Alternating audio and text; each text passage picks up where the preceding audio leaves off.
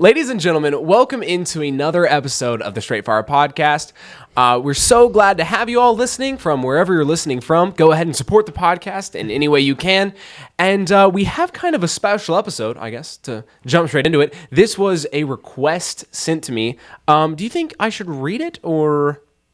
Yeah, I'll read a part of it. The topic we have today is talking about dancing, and specifically, is dancing a sin? How should Christians address dancing? Things like that. And Noah, Landon, while I pull this email up, y'all tell me a little bit about why this is. Why do the Church of Christ even consider this a sin? Well, I think this is a really good topic to talk about first off, with prom being right around the corner. It is a question that a lot of us ask, and we should ask this question, is it wrong to go to prom? Is it wrong to dance? And I want to preface this with the kind of dancing we're going to be talking about. Because when you say, well, we believe that dancing is a sin, you're going to be like, really? Like, all dancing? Get off Fortnite. Right, yeah. Like, can't do the gritty anymore? No, and I think there are some kinds of dancing that there is nothing wrong with, like tap dancing or something like that. Or even a married couple in the privacy of their own home choosing to dance. I believe that is fine, but what the kind of dancing we're talking about is the kind of scene that you would see something like at prom. And, we start off by asking why, or is it wrong to do this? Is it wrong to dance? Is it wrong to go to prom? And I just wanted to start with, I think this is a really good thing to talk about because it is something we need to ask because it's kind of a rite of passage for teenagers to go to prom. So we have to ask the question, is it wrong? Yeah, and it's good for us to have an answer to this because, it's not something we really think about. Like, I know growing up homeschooled, I didn't think a lot about, well, do I need to have an answer for dancing? But it is something that real people have real struggles with because I know this is such a big deal for public schoolers and just anyone in general. You don't want to feel left out, So it's such a big deal to get to participate in it or to have scriptural reasons to not participate in it. Because if you don't have those scriptural reasons, you're much more likely to cave in when the time comes, when you're peer pressured to go to this thing. Yeah, I mean, it's just become a massive part of our own culture, right? Yeah. Going to prom is just like going to, I don't know, another big event. It's a rite of passage. Yeah, again, I guess I was trying to think of something else that we all do, but it's like graduating really high school. Is. Yeah, It's just something you always do. It's expected that it will always be done, and it is very, very weird and I imagine awkward when you have to tell people that you can't go to prom. I mean, Landon, I'm sure some girls asked you to a prom. I know it's happened. I've had a dude ask me why I don't go to prom. Okay, that's close enough. Close enough. I mean, I've never had a girl ask me that. But yeah, wow, I really imagined you would. But anyway, okay. Let me pull up the email. It was sent in by a girl. That's all I'm gonna say. Sent in by a girl. And I'm just gonna read a part for you here. I had a suggestion for a topic, and this would be school dances. I personally have never gone to one because I'm homeschooled. So are we. Join the club. Yeah, hey, homeschool strong, baby. But if I did attend a traditional school, I would choose not to attend because of what I have been taught on the subject. On the other hand, I have many friends who are Christians who go to school dances and say that the Bible does not have really anything to say about them. If someone were to ask me my opinion on it, I would say that I believe it would be wrong to go, but I wouldn't necessarily know where to go in the Bible to show that. Well, have you come to the right place? Not me specifically, but hopefully Noah and Landon can give you some great passages while I try to manage the conversation, if you will. And so I kind of took that email and I made a few questions, right, as I do for these podcasts. And the first one is simply this, and it's kind of the question I already asked: why do we consider dancing a sin? Well, to start with that question. Let me pull this up real quick. To start with that question, why is dancing a sin, right? And again, we have to go back to what Landon said at the very beginning. We're talking about the kind of dancing that goes on at a prom. We're not talking about the 18th century ballroom dancing, or we're not talking about, people being on a stage and doing some tap dance, theatrical, anything like that. We are talking about a specific type of dancing, and I'll get into that in a second. But just Matthew 5:28. Is the first verse that came to my mind. I'm sure it came to a lot of your minds. And it says, "But I say to you, whoever looks at a woman to lust after her has already committed adultery with her in his heart." So when we combine teenagers who struggle enough with sexual purity. Right, we had a whole series on that. You could almost call this. I was about to say this might be the three. You could call this part 3 of the podcast. I guess the only thing was it wasn't planned, but yes, this basically is. So, and you combine teenagers and who struggle enough with sexual purity, right? And then you have people dressed immodestly. You have, which has again previously been discussed, with dimly lit, provocative dancing that goes on at most proms. Right, with suggestive music. We have a pretty bad scenario going on here for anyone proclaiming to be a Christian.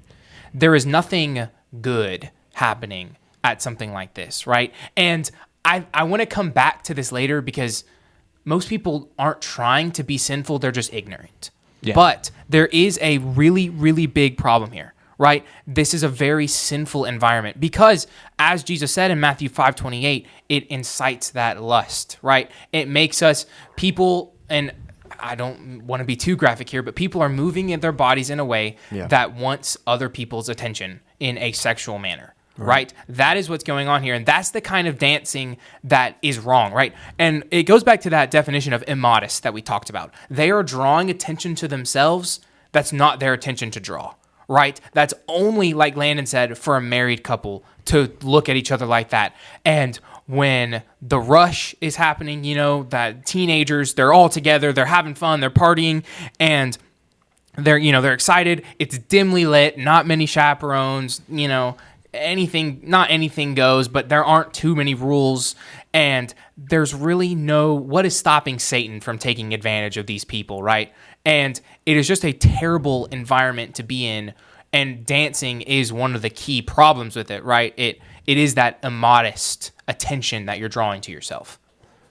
I think you painted the picture that I wanted us to paint. Is it's not just the dancing that's the problem. It's an atmosphere that our culture has built for this dance. You have a dim lit room. You have songs with very suggestive lyrics, almost like they're trying to push you towards doing something that you should only save for marriage. You have immodest dressing, and more often than not, drinking becomes part of the problem. So, I mean, you have an atmosphere that surrounds this that you just know is wrong. But, a lot of people's responses, and I've heard this in response to prom, talking about prom, is that our prom isn't like that. Maybe you go to like a private school where they have a prom where we only have clean songs and the lights are on, but you still have the problem and everybody dresses modestly. Number one, I think that's very hard to control the environment. Yeah. But you still have the problem with the kind of dancing that you're wanting the teenagers to indulge themselves in. And the two verses that immediately came to my mind were these.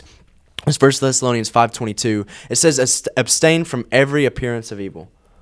And then 2 Timothy 2:22, it says, flee youthful lusts. More often than not, the Bible talks about sin, and it talks about how you need to stand fast and be unmovable. You need to put on the armor of God, and you need to defend yourself, and you need to be ready to fight against the wiles of the devil. And you need to be able to do all these things. But then it gets to the topic of youthful lust, and it says you need to run. Because I think God understands that there's a lot of things that you can defend yourself against. But as a teenager with raging hormones, and it's a thing, you are not going to be able to stop yourself when this happens. And so you need to flee youthful lusts. There's a lot of things you can fight against. But there's some things you just need to stay away from because you're not going to be able to overcome them. And that's why we say, you can go to the prom, but don't dance. Or you can go to this, but don't participate. You can go to a bar, but just don't drink. But when you're young and these youthful lusts are real, don't even get close, because once you're close, you're too close. You're too far in to run now, right? There is no escaping it. It will take hold of you. There's a 3-word saying, choose your battles, right? Yeah. If you choose this battle, you will lose. I hate telling you that, but any form or fashion of this kind of environment is a losing battle. And I'm sorry, no, go ahead. I was just gonna say every piece of it, like me and Landon have talked about, every piece of it is against what we stand for. There's a verse in Song of Solomon. First time Song of Solomon's been mentioned on the podcast. I would say that is the first Song of Solomon. But it just talks about ever. Keep love sleeping. Don't arouse it, right? And this does everything to arouse that type of love. The entire environment, I think I was going to say that earlier, the entire environment is meant to arouse you, right? Yes. And in a way that, again, let it lie. It's for later. It's not for now. these teenagers, they don't need to be thinking about anything like that right now. And, I think of like the way we have a great example of this in scripture of the way this affected someone's mind, right? I believe it was Herod. King Herod was having a party, and whose daughter was it? Herodias' daughter came and danced before them, and Herod, got caught up in the wine, in the alcohol, in this sensual environment, right? Maybe not unlike one we would see in a modern day prom, and he lost his head and he executed John the Baptist. He dug himself in so deep of a hole because of the lust he had for this woman that he lost whatever reason he had. He said, "I will give you anything up to half the kingdom." And when she asked for a man's head, he looked at those around him and he knew that he was too far gone at this point, and he executed John the Baptist. So when you're looking for examples in scripture of why don't we go to places like the prom, why don't we indulge in these things, it's because of the way it is almost like alcohol, where you lose your sense to reason, right? These things come in and affect your mind in a way that causes you to lose sense of reality and causes you to lose sense of objective right and wrong. Would you all agree? Yeah, I was just going to say that account's taken from Mark 6. And, verses 19 and 20 are really interesting. It says, "Therefore Herodias held it against him and wanted to kill him, but she could not. For Herod feared John, knowing that he was a just and holy man, and he protected him. And when he heard him, he did many things and heard him gladly." Exactly. He lost his head. So this was someone that he heard gladly, probably considered a friend. And because of the dancing that happened and him putting himself in a very bad environment where he wasn't thinking clearly only about what was in front of him, he ended up promising to kill someone that meant a lot to him, and that he wasn't planning to kill, who he was in fact protecting. Leonard, do you have anything to add? Or I have a question. It's one that I didn't write down, but it goes with this. Go ahead. Oh, okay. All right. Shocker. No, here's a question he didn't write down. What?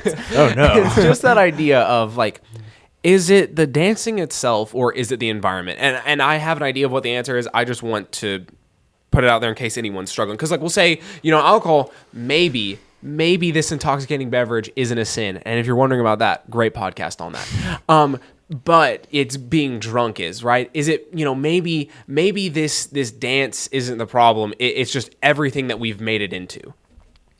Galatians 5:19 says, "Now the works of the flesh are evident, which are adultery, fornication, uncleanliness, lewdness, idolatry, sorcery, hatred, contentions, jealousy, outbursts of wrath, selfish ambitions, dissensions, heresies, envy, murders, drunkenness, revelries, and the such like. Of which I tell you beforehand, just as I told you in times past, that those who practice such things will not inherit the kingdom of God." And so this idea, and it's a word I want to introduce to you, is this word lasciviousness. And that's a word that no one uses. It's a really big word.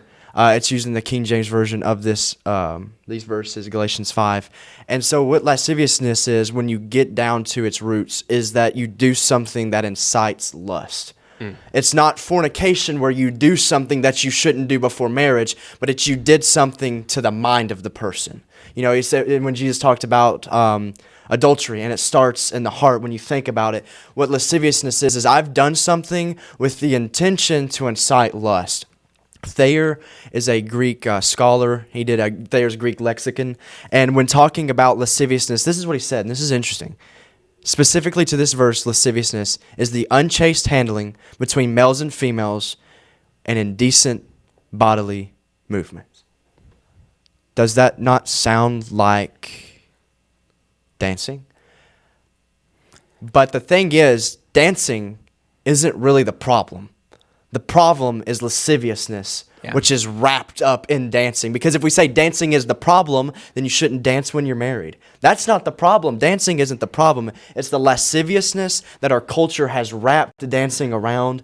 And it's this idea of I'm dancing with the purpose, because when you dance like you do at a prom, whether you want to accept it or not, you're dancing with the purpose of inciting lust. Because what you've done is it's unchaste handling of males and females. You're holding someone of the opposite sex like you shouldn't be, and you're moving your body in such a way that there's only one thing that can happen.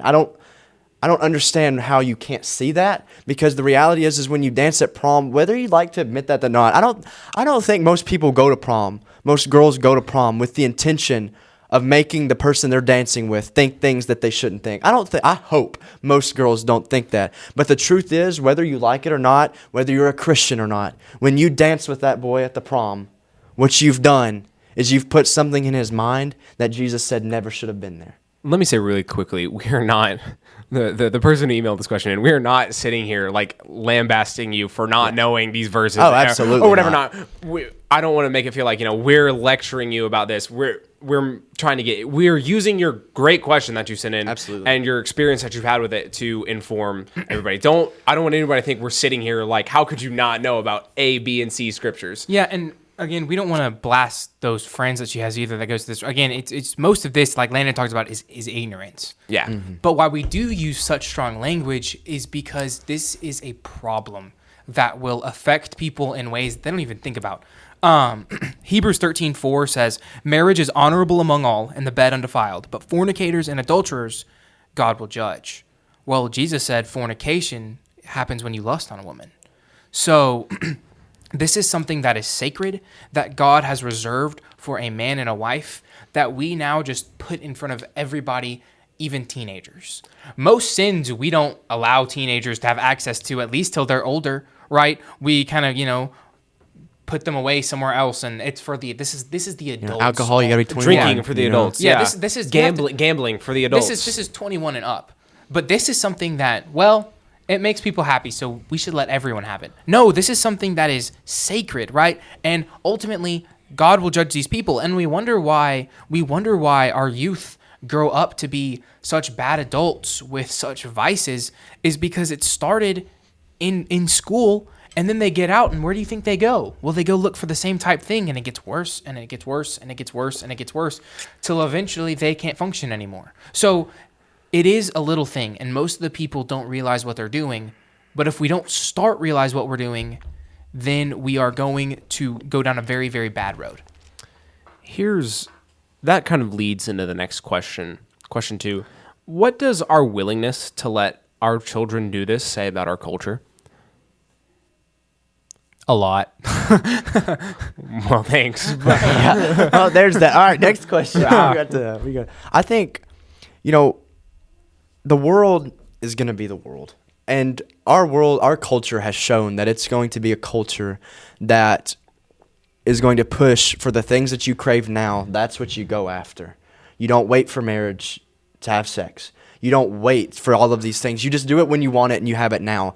And, when I thought about this question, I spent a lot of time thinking about why the world is really the world. But I know I'm not really answering your question, so I apologize. Hopefully, you're good. You're good. The world is going to act like the world. And, it's kind of funny when I see Christians surprised that people in the world are sinning. We get surprised when people walk around drunk, and we get surprised when people all do these things. The world is going to be the world. This sounds bad, but we shouldn't expect anything less because they don't know better. Yeah, or maybe they do and are choosing not to. I think an important thing to think about this is our willingness to let our children do this. What does this say about the church?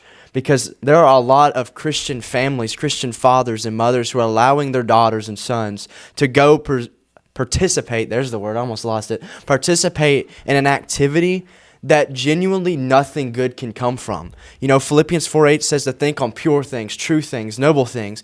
You are not going to be able to think on those types of things in the environment that you're sending your kids into. You're basically setting them up for failure because nothing good is going to come from me going to the prom. And so when I think about this question, it is true that it shows the kind of culture that we live in and the nasty environment that we've created for ourselves. But likewise, the environment, what this shows about the church and the fact that so many Christian families, and I can think of almost a 50-50 split between Christian families that allow their kids and don't, which usually split between the public schoolers and the homeschoolers because we're homeschooled and we don't have a prom. And so even some of the ones that don't have their kids going to prom, it's just because you're homeschooled and you don't have one to go to. And so it's what happens to the culture of the church that we would find it okay to send our kids into an environment that quite literally sets them up for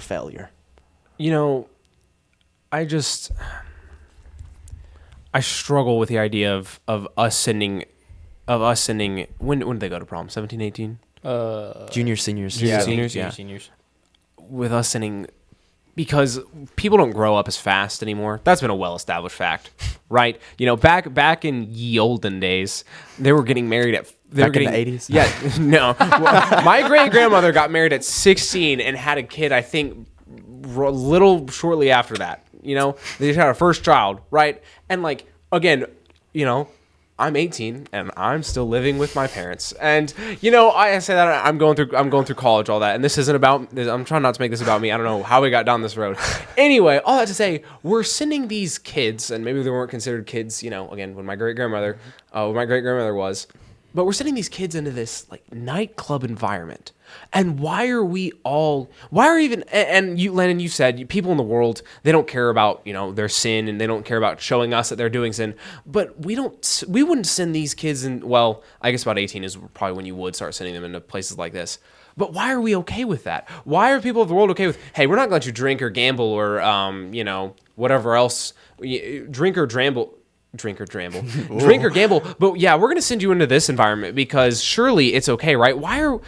This question, why are we okay with that? Why is the world, even with all the sin that they accept, why are they willing to put that on their children, right? Do we not want the better things for our children? Do they seek to corrupt them because they want their children to be like them, right? They don't like seeing someone who has a better standard than they do. Is that the thing? Is that why they ridicule those who don't go to prom, who don't have, who even are homeschooled, right?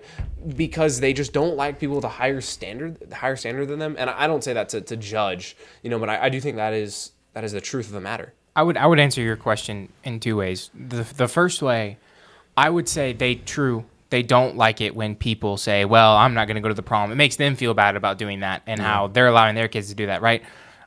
Satan has done a masterful job of making sin feel normal.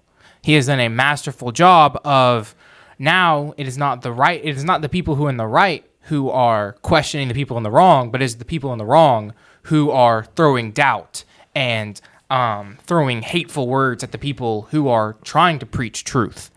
And he says that's who they are. They can't help it, right? And it's this idea of, and the second way I was going to answer your question, it's the idea of, well, I want my kid to feel good. I want him to be happy. I want him to enjoy himself. Jeremiah 17:9 says, "The heart is deceitful above all things and desperately wicked. Who can know it?" If we are doing what feels good, then ultimately it's going to lead you to a very, very, very bad place. Right? God didn't tell us to feel saved. He told us to know that we're saved, right? Mm-hmm. He didn't give us this information so that I can have this happy feeling in my chest that I'm going to heaven, right? Because feelings come and go, right? They're not stable. Jesus said we need to know that we're saved. We need to know his words. Not that we feel his words, but we know his words. These people make their decisions based on emotions, right? They make it based on the emotion of, I want my kid to have fun, or, these people are hurting me, so I want my kid to do this to show those people who think it's wrong that it's absolutely fine and not a problem, right? They're making decisions not based off what is right or wrong, but they're making those decisions based off just what they feel in their heart makes them happy and, vindicates them, right? They're making decisions based off emotions. And Jeremiah says the heart is desperately wicked and no one can know it. Landon, would you disagree with that? I agree. I'm still waiting for the one day that Landon says, no, I disagree with that, actually. I disagree. Yeah, again, I'm still trying to wrap my mind around it, and it is something awful that I hate that we as a culture have to deal with, and we as a culture have to accept. That's all I have for this question. If y'all are all ready to move on to the third one. Yep. The third question is, how do we make people understand that this is a sin? Right, because Landon said at the start of the podcast, I had someone ask me why I don't go to prom. And yeah, you can say, well, the person who emailed in had this problem as well. She would say that it wasn't a sin, but we kind of struggle with that idea of where do we take them? Wait, she would say it wasn't a sin? Oh, I'm sorry. She said it was a sin. She said it was a sin, but she didn't know where to take them in the Bible to show that it was. And we've used verses. We've shown that, yes, the Bible does agree that this is a sin, but how do we get the people of the world to see that this really isn't the best thing for them or really their children. We talked about this already, but I would point down the road to look at what this type of behavior leads to. I would preface that to say, though, this is going to be something that's very, very, very, very difficult to get people to see, especially teenagers, to see that this is a sin, right? Very difficult, especially if they haven't been raised in the environment where it's considered a sin. Go. Oh, I would just say, well, especially because so many don't. Yeah. Right? Don't we have a podcast on peer pressure or something like that? Comparison. We have a podcast on comparison. And, we talk about what social creatures teenagers are and how everything is in the moment. And when all your friends are going to a moment that you're not going to be in, that's hard for them to grasp. Yeah. So, yeah, you're right. And so they grow up in this environment where it's the cool thing to do. You know, it is the acceptable thing to do. You're not going to really be cool if you don't have a date and go to prom or whatever. Yeah. But when we talked about Herod making this bad decision, convincing them that this thing that makes them so pleasurable and makes them happy is wrong is going to be extremely difficult. So I would tell the person who commented, don't beat yourself up if you can't, because they're kind of what has commonly been referred to, at least between us three, as the cloud. They are in this space of their emotions are completely controlling their actions. And it's a space that is made for marriage. So when people are first married and things are difficult and hard, they still have their emotions and this commitment that keeps them together. But when you use that aspect on teenagers, it means they are not really willing to give up what makes them happy, right? They're not really willing to step out of this environment unless maybe now, especially if you have friends who are in the church and they believe the Bible is God's word, I would take them to these verses. But if you have friends who don't believe the Bible, convincing them that this is a sin is going to be difficult. The one way that I could think of how I would do that is I would talk about the consequences of what this type of behavior will lead to.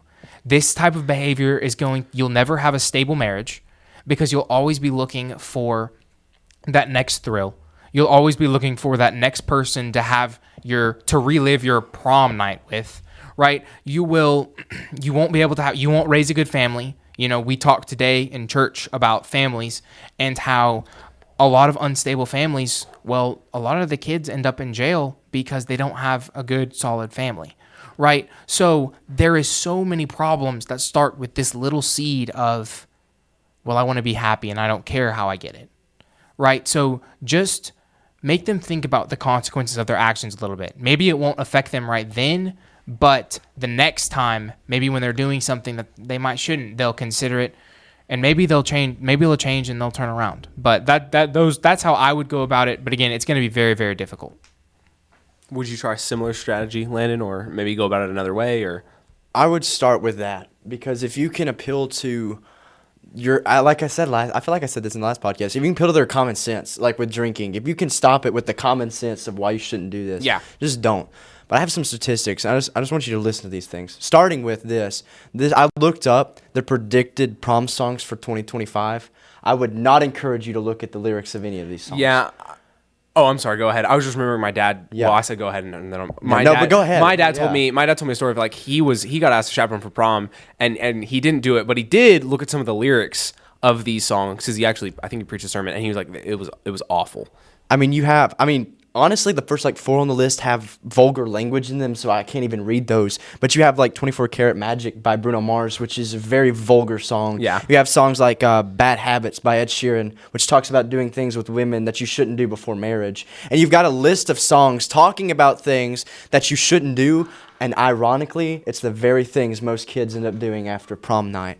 Now I'm going to start going into some of these statistics. In a study of 12,843 high school students, 14% of the kids reporting having sex on prom night. 5% of those girls and 3% of their boys lost their virginity on prom night, with nearly 53% reporting alcohol consumption. Ooh. And that's just the reported ones. That's the reported ones. Yeah, that's the people who would admit to it. That's the people who admitted to it. So I'm sure there's a much bigger number who didn't. And then I looked into the alcohol thing because it got me thinking.